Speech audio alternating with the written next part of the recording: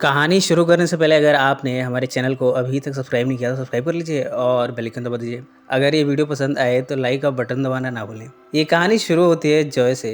1990 के दौर में जॉय न्यूयॉर्क में रहती है। वो यहाँ एयरलाइन बुकिंग एजेंट है। आजकल वो फाइनेंशियली स्ट्रगल कर रही है।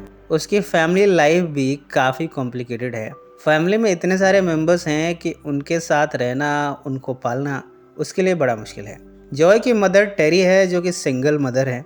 टेरी अक्सर बेड पर रहती हैं। बेड पर वो सोप ओपरा देखती रहती हैं। जॉय की मैटरनल ग्रैंड मदर भी यहाँ रहती हैं, मिमी।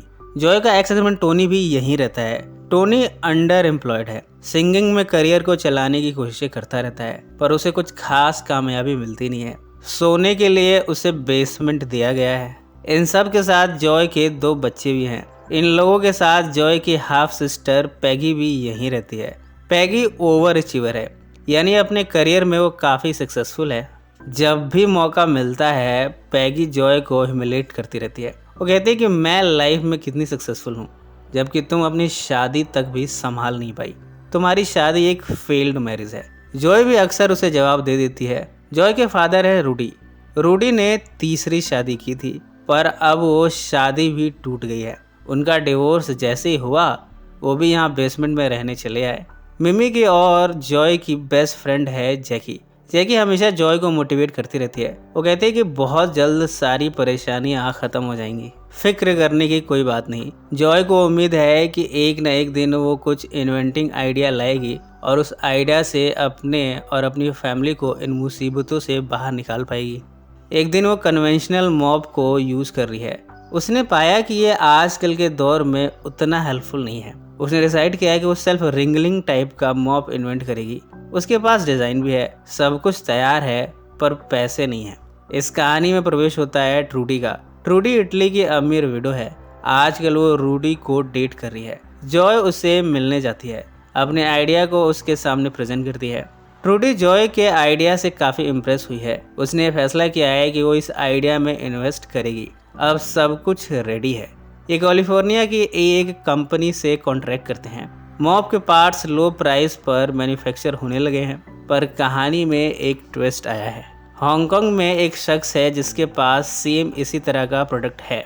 कंपनी को जब ये पता चला तब जॉय को एडवाइस किया जाता है कि जॉय अपने लॉसूट से बचने के लिए उस शख्स से मिलने जाए, उसे रॉयल्टी फ़ी पे करे और ये फ़ी $50,000 की होगी। जॉय को इस प्रोडक्ट पर काम करने में इतनी मुसीबतें आ रही हैं कि उसने रॉयल्टी पे करने से इनकार कर दिया।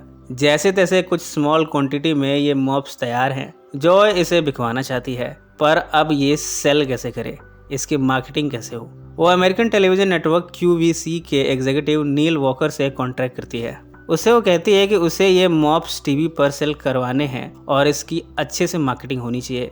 जॉय अपने प्रोडक्ट के 50,000 एडिशनल यूनिट्स भी तैयार करवाना चाहती है। अब इसके लिए उसके पास पैसे सफिशिएंट नहीं है। वो सेकंड होम मॉर्गेज करती है। टीवी पर पहला अटेम्प्ट किया गया पर टीवी पर जिस सेलिब्रिटी को इसका डेमो दिखाने को कहा गया उससे ठीक से वो परफॉर्म हो नहीं पाया। ये सब देखकर जॉय की उम्मीदें कम होने लगी। वो कहती है कि वो खुद ही इस प्रोडक्ट का दूसरा शो करना चाहती है। ये डेमो काफ़ी बेहतरीन होगा। इस तरह जॉय ने जब इस प्रोडक्ट को एडवर्टाइज करना शुरू किया, ये प्रोडक्ट इतना मशहूर हुआ कि हाथों हाथ बिकने लगा। इस दौर में लोगों को ऐसे मॉप की सख्त ज़रूरत भी है जो उनके क्लीनिंग के हेजल्स को कम कर दे। ये प्रोडक्ट हाथों हाथ बिक रहा है। जॉय ने हज़ारों डॉलर की कमाई कर ली, यानी अब उसका काम चल निकला है। जॉय की लाइफ में और उसकी फैमिली में भी खुशियाँ आने लगी हैं। उसकी डॉटर भी बड़ी खुश थी पर तभी मिमी की डेथ हो गई। सारी खुशियों पर पानी फिर गया। मैन्युफैक्चरर ने पहले तो लो चार्जेस पर मैन्युफैक्चर करने का कॉन्ट्रैक्ट दिया था पर उसने जॉय के एब्सेंस में पैगी से इन एक्सपेंसेस के रेट्स ज़्यादा लगाए। मैन्युफैक्चरर ने ओवर प्राइसिंग की और बिल बनाकर पैगी को भेज दिया। पैगी ने बिना जॉय से एडवाइस लिए कंपनी फंड से पे कर दिया। उसने इस बारे में जॉय से पूछना उचित नहीं समझा। जब पेमेंट हो गई तब जॉय को पता चला। वो काफ़ी एग्रेसिव होते हुए पैगी से कहती है कि तुमने मुझसे पूछा क्यों नहीं। ये कंपनी से रिफंड भी मांगने जाते हैं पर बात बन नहीं पाती। मैन्युफैक्चरर रिफंड देने से इनकार कर देते हैं। जब जॉय ने इस मैन्युफैक्चरिंग कंपनी के साथ कॉन्ट्रैक्ट किया था तब उसे कॉन्ट्रैक्ट बनाने का उतना एक्सपीरियंस नहीं था। इस कॉन्ट्रैक्ट में कई सारे लूप होल्स हैं। कंपनी ने इसका फ़ायदा उठाया और अब वो इस पेटेंट का ओनर खुद को क्लेम कर रहे हैं। इस तरह जॉय का बिजनेस ठप हो गया। अब बैंकरप्सी की सिचुएशन आ गई है। वो ये भी पाती है कि हांगकांग में कभी कोई ऐसा सिमिलर प्रोडक्ट था ही नहीं, उसे बेवकूफ़ बनाया गया मैन्युफैक्चरर के द्वारा। ये सारे कारनामे इस मैन्युफैक्चरर कंपनी ने किए हैं। वो जान चुकी है कि उसके साथ बड़ा धोखा हुआ है। उसने बैंकरप्सी के लिए फाइल कर दिया है, पर वो मैन्युफैक्चरिंग कंपनी के डायरेक्ट से मिलती है। वो उसे कहती है कि तुमने फ्रॉड करके ओवर चार्जिंग की, तुमने डैमेज किया। वो कहती है कि इस प्रोडक्ट की पेटेंट ओनर मैं हूँ, तुमने इन सब के चार्जेस मुझे पे करने होंगे, वरना मैं तुम पर क्रिमिनल चार्जेस लगाऊंगी। डायरेक्ट भी उसे धमकाते हुए कहता है कि वो जॉय जैसे लड़कियों को कुछ समझता नहीं है। वो उसे धमकाते हुए कहता है कि अगर मैं चाहूँ तो अपने आदमियों से तुम्हारा बलात्कार करवा सकता हूँ। जॉय पहले तो शक बकाती है, फिर वो कहती है कि मैं इन धमकियों से डरती नहीं हूँ। वो डेरेक को बड़े एग्रेसिव तरीके से कन्फ्रंट करती है। इन सब से डेरेक डर गया। आज की डेट में जॉय एक सक्सेसफुल बिजनेस वुमेन है। जैकी और टोनी उसके एडवाइजर्स हैं। जॉय अपने एजिंग फादर को सपोर्ट दे रही है। नील को उसने अपने बिजनेस में पार्टनर बना लिया है।